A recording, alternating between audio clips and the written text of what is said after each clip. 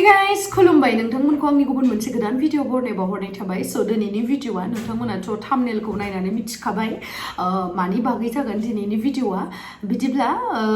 एसेबां गोबाव बेक खालामालासिनो आंनि भिडिअखौ स्टार्ट खालामसै सो नोंथांमोना जुदि इन्ट्रेस्टेडब्ला नायलांबाय थादो जोबजासिम ना मा होनो थ' बिदिब्ला भिडिअखौ स्टार्ट खालामसै बिदिब्ला गिबियावनो आङो बिथांखौ इन्ट्रडिउस होननानै सानदों बिथाङा जिडि प्रडाक्शननि प्रडाक्शन मेनेजार मिस्टार जुरुल थमास दैमारि मानसिफ्रा गोबाङानो जुरुल थमास होनोबा गुबुन हारिनि मानसि होननानै सानो नङा बिदि नङा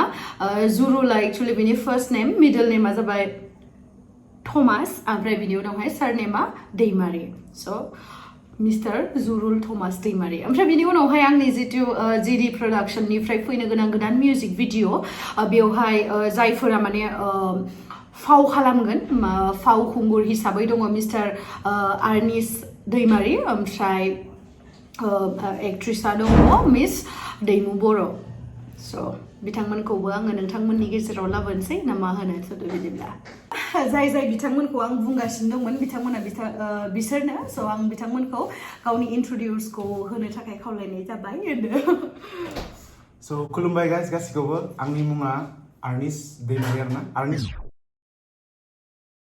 इम्पिसा होननानै लिरो आरोना गेजेर मिडल नेमा जाबाय इम्पिसा ओमफ्राय बहानिखौबो खिथादो आं जाबाय उदालगुरियावनो थायो आरोना आङो ओमफ्राय दैमुआ खिथादो खुलुमबाय आंनि नामा मिस दैमु बर' आंबो उदालगुरिनिनो ओमफ्राय माने बिसोरो दा अलरेडि बे आंनि प्रडाक्शनावसो फार्स्ट टाइम खालामदों बिदि नङा आं बिथांमोननि आं सिगाङावनो मोनसे पस्ट होखादोंमोन जिडि प्रडाक्शनावहाय जे आं एकदम फेभरेटिजिम नेपटिजिम बेफोरखौ सापर्ट खालामा जायनाव टेलेन्ट दङ आं बिसोरखौनो चुज खालामनानै आंनि फैनो गोनां जितु मिउजिक भिडिअसफोर दङ जिडि प्रडाक्शनाव जेनेबा गोबावजोंबाबो जा खेबसे मिउजिक भिडिअ बानायगोन बेवहाय माने टेलेन्ट गोनां गथ'फोरखौ आङो माने चान्स होनो थाखाय नाजागोन जोंनि बर' हारिनि कालचारखौ आं डेभेलप खालामनो थाखाय नाजागोन बेखायनो आं जाखिनि टेलेन्ट नागिरदोंमोन बिथांमोनाव आं मोन्दों बेखायनो आं बिथांमोनखौ चान्स होनाय जादों आरो स' गाबोनो नोंसोरहा शुटिं दङ माबोरै फिल दायो आंथ' तामाम एक्साइटेडखा गाइस नोंसोरोथ' पुरा सापर्ट खालामबानो जाबाय गासिबो ना आरो एसे नार्भासआथ' जाखायो गासिबो ना एसेथ' थाखायो नार्भास एसे दङ आरो ना बाट हपआ दोङो जे मोजाङानो जागोन गासिबो होननानै आरो आब' गेमस्रियाथ' दोनखायोना आंबो बेखौनो आसा खालामगासिनो गथ'फोराथ' ओरैनो मोजाङानोखा आरो बाखि नोंथांमोनासो बुंगोन नोंथांमोनासो भिउवार्सफोरासो बांसिन बुंनो हायो नङा होमबा स' एक्सपेक्ट खालामदों जेनेबा मोजाङानो एक्सपेक्टेसनाथ' मोजाङानो बाट नोंथांमोननि जुदि मोजां कमेन्ट्स फैयोबा आरो जोंहा माने गोसोआव आरो मा होनगोन सापर्ट बेबायदि मोनलांबाय थायोबा गोसो गुदुं जायो जोंबो बानायनायावहाय आरो नोंथांमोनाथ' बे खोथाखौ मिथिखायो जे जों बेफोरबायदि बानायबा जेनेबा जोंहा जेबो प्रफिट जाखाया अब्लाबो जों जौगाहोनो नाजानांगोन जोंनि बर' हारिनि कालचारखौ नङा होमबा बेखायनो ओमफ्राय बिथांमोननि जुदि मिउजिक भिडिअखौ नायनो गोसोबा बुंनो लादो मा दङ मिउजिक भिडिअआ सिगांनि आङो फार्स्टआवनो एज ए साइड मा होनगोन डेन्सार हिसाबै हाबदोंमोन आरोना इन्डास्ट्रियाव ओमफ्राय बिनि उनाव आङो आङो लोगोरि मुभियाव मावखांबाय लोगोरि मुभियाव मावखांबाय आङो लोगोरि ओमफ्राय रिफि ओमफ्राय आरो बिदिनो आब' जेनिफारनियावबो आरो सानजाराङावबो मावखांबाय आरोना ओमफ्राय आरो जे मेन एज ए लिड मतलब मा होनगोन एज ए लिड जेराव मावबाय बे जाबाय बालें आरोना बे जोंहा बे दैमुआनो दंखायो आरोना ओमफ्राय नों खिथादो दे आंबो एसे साइड डान्सारमोन खिन्थु फार्स्ट टाइमाव ओमफ्राय बिनि उनाव एसे लिड जोंहा मामायानो दिहुनबाय जे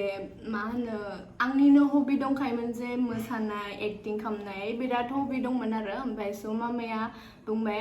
खेनसे खालामसै मा जायो उनाव फेमास जायोबा जाबाय स' ओमफ्राय बिदिनो टेलेन्टआथ' दंखायो आरो गोसोआवबो माबा खानाय गुच्छा बेयो दंखायो बेखायनो बिमायानो नुनानै माने फार्स्टआवनो सेलेक्ट खालामखाबाय आरो बेखायसो जों नुदों एक्चुअलि नोंसा मामाखौ बिराद माने थेंक इउ होननांगोन बेखायसो आं नुदों बेनि थाखाय आरो ओमफ्राय दे खोन्थादो फार्स्ट भिडिअ जाबाय दादा हिरकजोंमोन सिमांनि राजा ओमफ्राय बिनि उनाव सेकेन्ड जाबाय अननायनि निजिरा सुजित बर'निमोन ओमफ्राय बिनि उनाव मोनसे राभा बनायदो राभा भिडिअ माने बेबो गुवाहाटीयाव बनायदोंमोन ओमफ्राय आरो बिनि उनाव बालें बेजों आर्निसजों ओमफ्राय दा 4 माने 5 नोंनो 5 आब' हेमानि सं रिलिज जायाखै अलरेडि सुदा जोबखाबाय बिसोरना ओमफ्राय दा एबार आब' गेमस्रिजों फार्स्ट टाइम स' आंबो आसा खालामो बिथांमोना गावसिनि 110%खौ होगोन होननानै आरो आंथ' सिगाङाव बेफोरखौ माने बिसोरनि हार्ड वर्कखौ नायनानै आं सेलेक्ट खालामखादों जिहेतु आरो बिथां जुरुलाथ' आंखौ माने बे बिथाङा गैयाबा माने आंनि जिडि प्रडाक्शना जेबोआनो गैया होननानै बुंबाबो माने मिस्टेक जानाय नङा बिथाङा थानायखायनो माने एसांखिनि लेभेलाव दङ आरो स' आसा खालामो बांद्राय बुंबाय बांद्राय बुङाखै एक्चुअली जाय भिउवार्स नोंथांमोन दङ माने जों गासिबो उदालगुरिनि जाहैबाय रायलायनाया एसे बेलेग माने सोरबा एसे बेलेग मोनो जोंनि रायलायनायखौ बाट जोङो रायलायबाय थाग्राखाय जेबो मोनला सोरबाफोर जुदि एसे बोरैबा मोनदोंबा जेबो नङा एसे मा होनो कमप्रमाइज खालामदो जोंना बिदिनो सर' जालांबाय आरो जों प्रिटेन्ड खालामनानै रायलायनो बायो नङा होमबा जोंबो हायो जेनेबा जिथु रियेल बर' लेंगुवेज जेनेबा जा फरायनायाव लिरो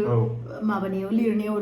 लिरो बेखौ जोंबो रोङो बाट बेखौ रायलाया माने जोङो नाटक खालामनानै रायलायनाय बायदि मोनो माने जों माबायदि रायलायो बिदिनो रायलायदो आरो नोंथांमोनजोंबो जिहेतु मोनसे फेमिलि जाहैबाय इउटुबाबो बेखायनो ओमफ्राय आरो जुरुला मा बुंनो सानदो खेबसे बुंना होबावदो आं मा बुंबावगोन स' जों पुरा सुपार एक्साइटेड गाबोन शुटिंआ जानो थांगोन गाबोन 28 आगस्ट ओमफ्राय एक्साइटेड बिसोरखौबो लाना एक्साइटेड पुरा टीमानो एक्साइटेड जों आरो माबा मोनसे गोदान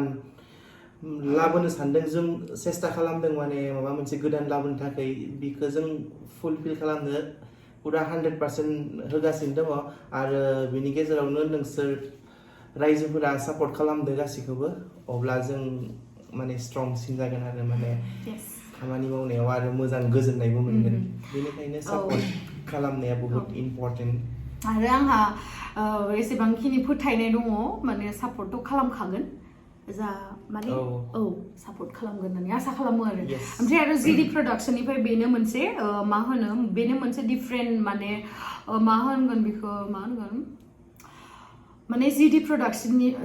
प्रडाक्शननिफ्राय जा भिडिअ लाबोनो लुगैयो बे भिडिअआ एसे डिफरेन्ट टाइपनि खालामनो लुगैयो आरो खिन्थु डिउ टु बे लकडाउन माने जों हायाखै बेखिनिखौ लाबोनो दा नै लकडाउना एसे खेवनायखाय बे एसे डिफरेन्ट भिडिअखौ लाबोनो होनना सानदों स' आसा खालामो नोंथांमोना बिदिनो हेल्प सापर्ट खालामलांगोन होननानै ना स' खुलुमबाय बाय बाय थेंक इउ सो माच बाय